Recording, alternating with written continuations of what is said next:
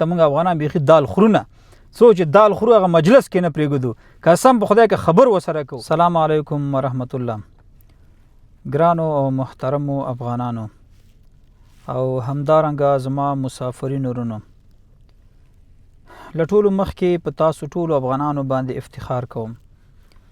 واقعیت دی چې تاسو په داسې سختو شرایطو کې د خپلو افغان ځواکونو او همدارنګه د خپل وطن څخه قوي ملاتړ اعلان کړو. ځینې افغانانو یې پکې بیا تر دې حته ورسېدل چې د ملاتړ تر څنګ زموږ د ځواکونو ستاینه او د دوی هغه روحیه جګېدو کې خاص رول ادا کړو. نو الله رب العزت دې موږ او تاسو همیشه داسې په اتفاق او اتحاد لري. دښمن هېڅکله هم زموږ او تاسو دغه اتفاق او اتحاد نشي زغملی او دښمن په دې باندې پوهېږي که چیرې افغانان سره یو شول نو په هماغه ورځ باندې زموږ د شکست ورځ رانږدې کېږي او د بینه ځو. دغه درک باید مسلمانان به بالخصوص افغانان هم ولري. که چیرې موږ او تاسو بې اتفاقه یو نو هر لحظه په موږ باندې دښمن وار کولی شي.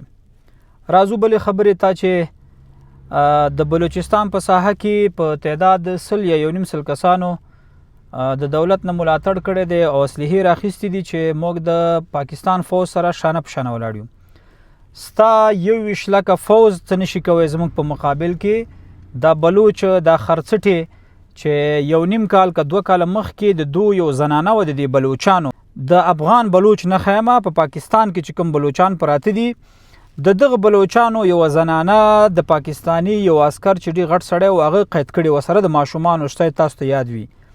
په هغې باندې ما کلیپ وکړلو دغه بلوچان مې پسې راجي کړلو هغه زنانه ته نجات ورکړو او د مشکل نه خلاصه کړله. نن هم دغه بلوچان زموږ د افغانانو په ضد باندې راجګېږي او وایي چې موږ د دغه پاکستانی فوجیانو سره شانه به شانه ولاړ یو. هلته د ازادي جنګونه کوي او دلته شانه به شانه وي. نو داسې خلک منافقان دي، داسې خلک مرتد دي چې هېڅکله هم په خپله خبره باندې نه ودرېږي او غلط قدم ږدي. او دویمه خبره دا ده چې د پاکستان یو اچکزی دی، یو لیونی شی دی کل غوندې لکه کربوړی. نو ده ویلې چې زموږ د ډیورن کرښه به د سروبي او د ساحو کې بچیه خاص درته وایم قسم په الله چې دلته ستا د مور میړونه ژوندی نی که نه دا ارمان به ستاسو ګور ته یوړل شي. ستا نه ستا د اولادي او ستا دغه وم پوښ په دا ارمان هغه به ګور ته ځي. دلته ستا د مور میړونه ژوندی دي، دلته بریتور او ګګر افغانان موجود دي.